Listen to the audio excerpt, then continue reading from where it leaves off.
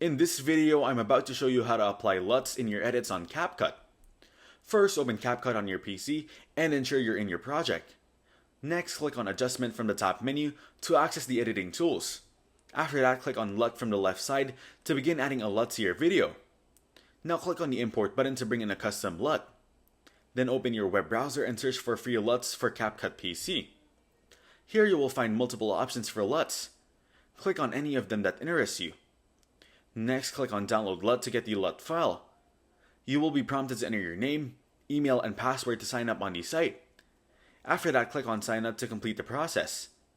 Now select the LUT again from the site and click on it to start downloading. Once the LUT has finished downloading, drag it from your Downloads folder and drop it into CapCut. Next, drag and drop the LUT onto the timeline of your project.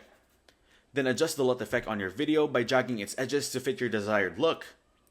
Finally, play the video to preview the changes and check how the LUT enhances your edit. Thanks for watching. Don't forget to like and subscribe.